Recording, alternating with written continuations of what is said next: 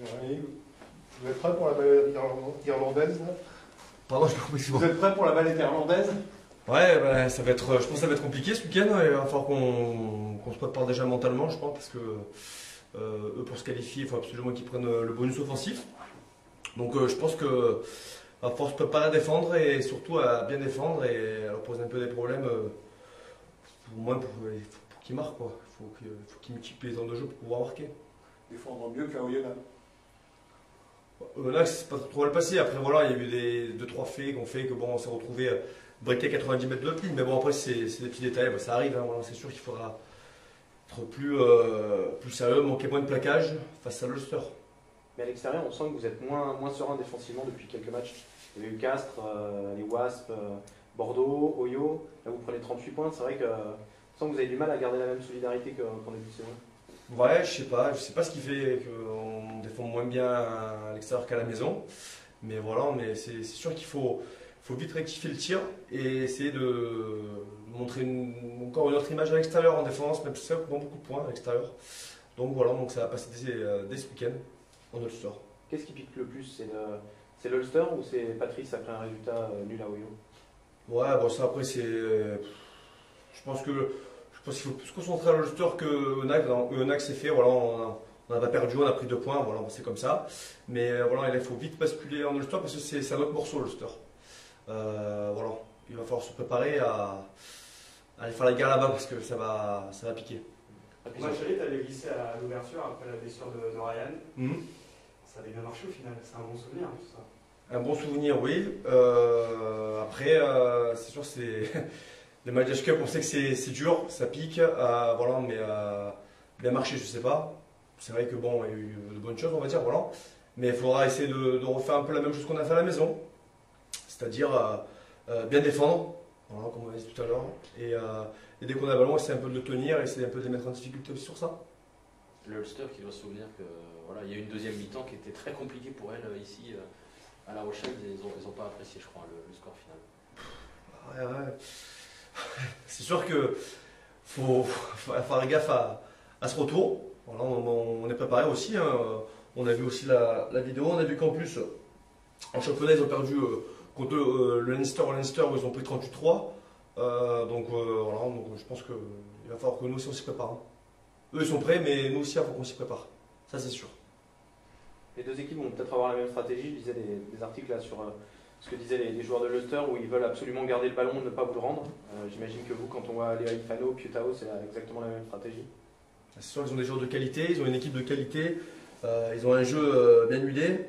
C'est sûr que il vaut mieux t'entourner un peu le ballon que de le rendre facilement parce qu'ils ont des, comme tu l'as cité, de très bons joueurs comme Piutau, le 10, le centre, devant pareil avec Rory Best aussi au talon. Donc voilà, il va falloir alterner et les mettre sous pression quand on met du jeu au pied, quoi. Pas mettre du jeu au pied pour le rendre le ballon. C'est sûr, sinon on va prendre des séquences et ça peut être très long en Ulster samedi. Et, il vous reste 2 matchs dans cette compétition. La première place, c'est vraiment l'objectif pour La Rochelle.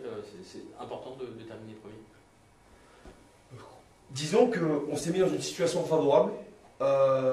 Maintenant, c'est que la H-Cup, c'est des matchs de très haut niveau. Si on a la chance et l'opportunité de finir, je parle, dans le top 3 des meilleurs, c'est sûr que ça nous laisse la chance de recevoir un quart et une demi derrière. Ça, il faut qu'on y pense.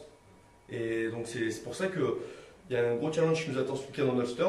Donc, avant de finir premier de poule, je pense que voilà, il faut essayer de faire dans les 3 premiers de la Champions Cup quoi, pour essayer de recevoir un quart de demi. C'est sûr qu'avant, c'est se qualifier, finir premier, bien sûr. Mais voilà, on a la chance de s'être mis dans de bonnes conditions, donc à nous de bien finir sur ces 2 derniers matchs. Vous êtes encore 3 dans le coup pour la qualif, dans la poule. Ouais. Tu disais, ça ressemble à un 16e de finale. Ah, exactement, c'est un 16e. Après, il y aura l'Harlequins à la maison, mais avant de passer en Harlequins, voilà, il faut surtout montrer une belle image en Ulster et essayer de prendre ce qu'il y a à prendre en Ulster. Voilà, faut pas se mentir.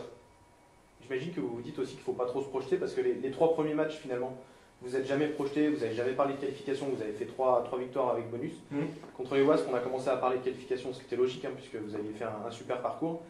Et on voit que ça peut gripper très vite. Donc effectivement, là, le match après match est encore plus important qu'en championnat. Ah, c'est sûr, de toute façon, avec la poule qu'on avait, on savait que ça allait être comme ça. Hein. Ça, on n'était pas venu. Mais voilà, et comme je vous ai dit, on a eu la chance de mettre dans de bonnes conditions. Maintenant, c'est à nous de bien finir. Quoi, voilà. Donc, ça va passer ce week-end, ça passera ce week-end prochain, mais ça commence dès ce week-end dans Ulster. Vous avez déjà joué une équipe irlandaise? Je n'ai pas regardé, vous personnellement, par le passé, mais ça Ouais, vous rappelle quelque chose, cette ambiance irlandaise ou... Non, mais j'ai eu la chance de jouer à Leinster une finale de challenge, ouais. Mais c'est pas pareil. Apparemment, c'est un cran au-dessus en Ulster. Mais non, j'ai pas eu la chance. Jérémy, un mot sur Paul Jordan qui a prolongé jusqu'en 2021. On entendait des rumeurs comme quoi il allait partir, finalement il reste. C'est un plaisir de jouer avec lui à ses côtés. C'est sûr, c'est un peu un travailleur de l'ombre, mais qui. Non, c'est un super joueur. C'est top qui reste dans ce groupe. Après, voilà, c'est pas le seul. Il y en a pas mal qui ont aussi jusqu'en 2021 récemment. Donc ça montre aussi l'ambition du club et le projet à venir qui est jusqu'en 2020. Donc voilà, il y en a qui sont en 2021, donc c'est top. Voilà, c'est important de garder des joueurs de qualité comme Paul. Donc voilà, ils montrent tous les week-ends que c'est un joueur très performant. Donc c'est super important. Ouais. Il se sent bien ici. Je sais pas, tu as l'occasion de discuter souvent avec Je lui. parle pas anglais, mais on essaie de temps en temps.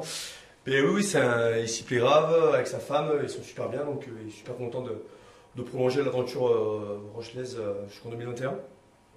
Tu as connu, toi, des après-saisons, enfin, une très bonne saison avec pas mal de rumeurs sur des départs, des joueurs importants, etc. Là, d'avoir fait une très bonne saison et d'avoir des joueurs qui prolongent pour les prochaines années, ça amène un climat de tranquillité qui est vraiment, vraiment bénéfique pour les performances. Non, mais c'est sûr, on sait qu'à la fin de saison, il n'y aura pas de joueurs en fin de contrat, donc c'est toujours plus facile de travailler comme ça.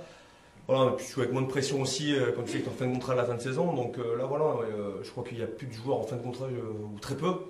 Donc voilà, donc ça montre aussi la confiance que montrent les coachs. Voilà, donc c'est bien pour le joueur aussi de travailler dans ces conditions-là. Quel regard tu portes sur ce qui se dit actuellement sur le rugby, entre guillemets la violence, là, on l'a vu le week-end dernier à Clermont, voilà, tous les débats qu'il y a, quand on est joueur.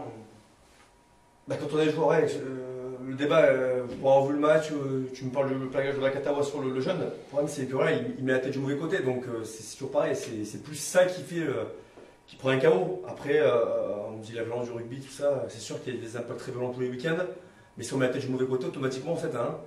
Donc voilà, donc ça me dérange un peu de parler de ça, de violence. Non, c'est plutôt mauvaise technique. C'est voilà, plus ça que violence du rugby, quoi. Et le fait de voir des bras blancs comme ça a choqué certains, d'autres non. Ouais, ça. Aucun commentaire, on va dire, voilà. Désolé. Rideau. Rideau, voilà. Merci, Jérémy. Facile.